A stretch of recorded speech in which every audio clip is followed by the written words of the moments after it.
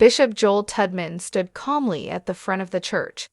It was a peaceful Sunday morning, and the whole church was filled with a gentle sense of calm and warmth.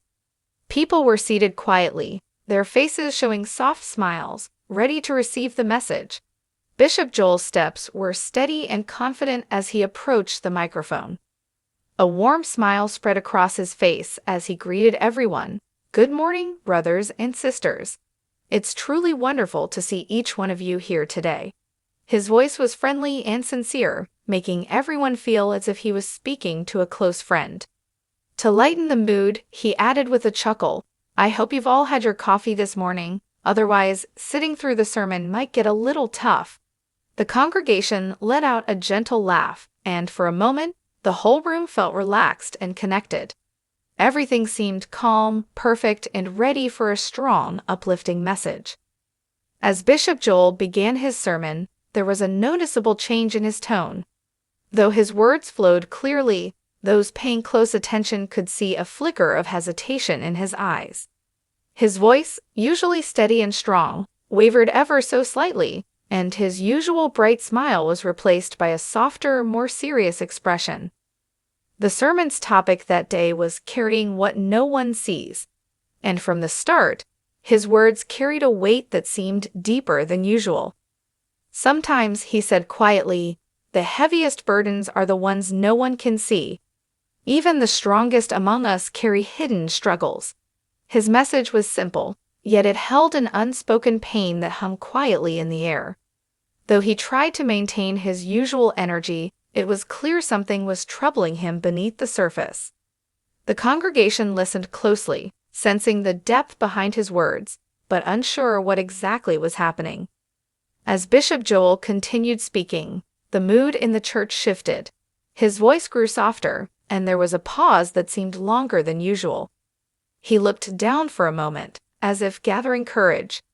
Then, with a quiet but steady voice, he said, "I wasn't planning to share this today, but I feel God is asking me to be honest with all of you." The congregation fell into a hushed silence, every ear tuned to his words. He took a deep breath and opened up about something deeply personal, a recent loss that had shaken him to his core. "A few weeks ago, I lost someone very close to me," he said, his voice catching slightly. "It's been one of the hardest times in my life. I've struggled with feelings of sadness, confusion, and even anger. But through it all, I've been learning what it really means to lean on faith." As he spoke, you could see the raw emotion behind his words. His hands trembled slightly, and for a moment, his strong facade cracked, revealing the vulnerable man behind the title. The church was completely silent, the congregation holding their breath, moved by his honesty and pain. It wasn't just a sermon anymore. It was a real moment of shared human experience, a reminder that even leaders have struggles and need support.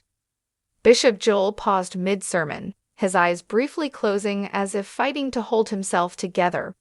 The usual confident tone softened, and a heavy silence settled over the church. For a moment, no one breathed. Then, looking up slowly, he spoke with a quiet honesty that caught everyone off guard. "I wasn't going to say this today," he began, his voice shaking just slightly, "but sometimes God asks us to be real, even when it's hard." He took a deep breath, steadying himself, and continued, "A few weeks ago, I faced something that I thought I was prepared for, but I wasn't. I lost someone very dear to me, someone who meant the world to me." His voice cracked, and his eyes glistened with tears. "This loss, it shook me. It made me question everything. I found myself sitting alone at night, asking why, feeling lost and overwhelmed." His hands tightened on the pulpit, and for a moment, it seemed like he might break down completely. But he carried on. "I want you all to know that even those who stand up here, those who preach faith and strength, we too have moments when the weight of pain feels too much." The congregation sat in stunned silence, sensing the deep vulnerability pouring out from their leader. The bishop's honesty was raw and real, breaking the barrier between preacher and people. He wasn't just telling a story, he was inviting everyone into his own struggle, reminding them that faith isn't about never falling, but about how we rise when we do.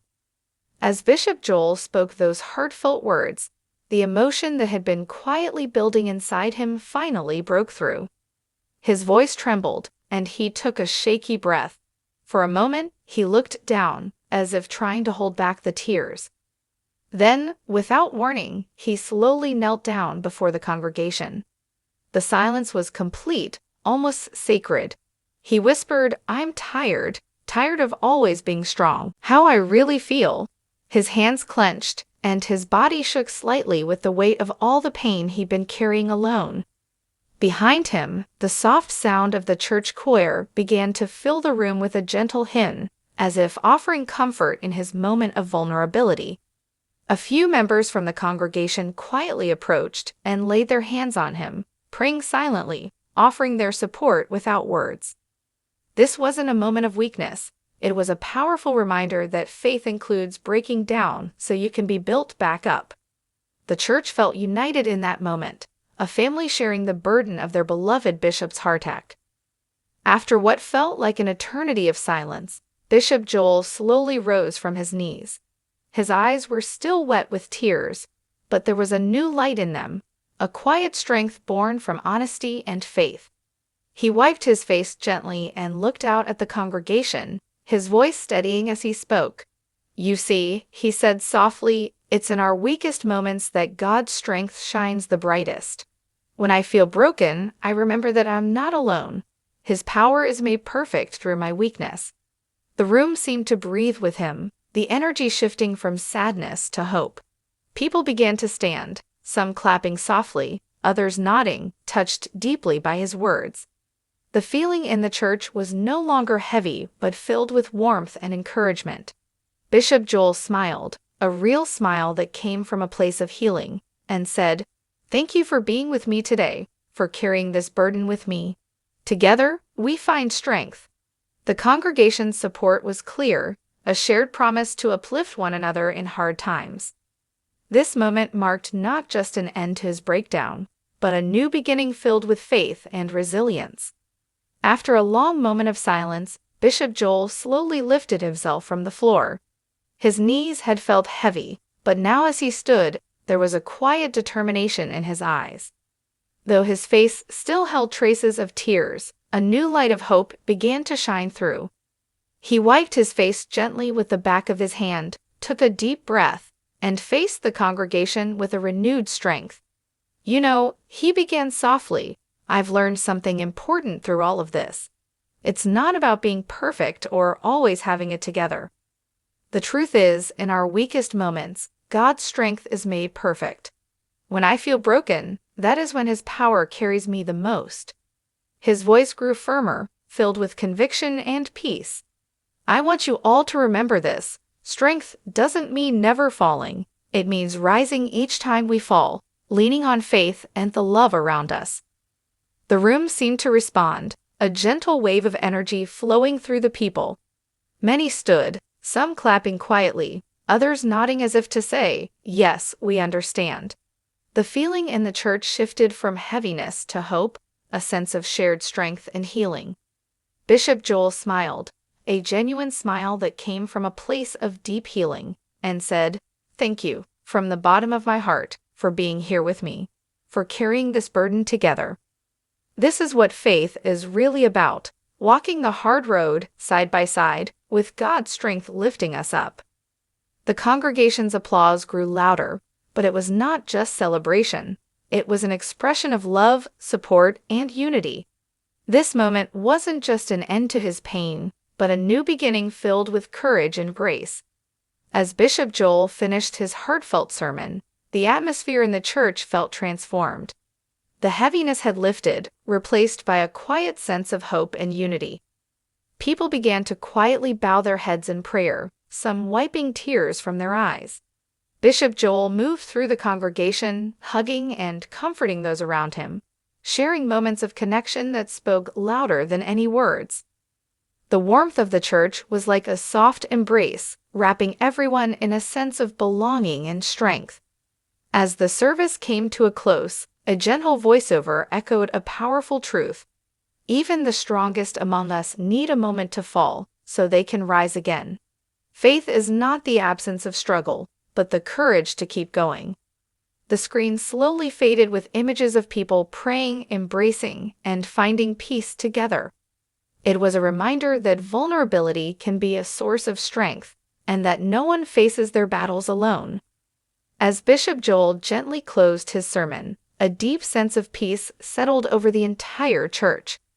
The sadness that had filled the room earlier was now replaced with a quiet hope that touched every heart.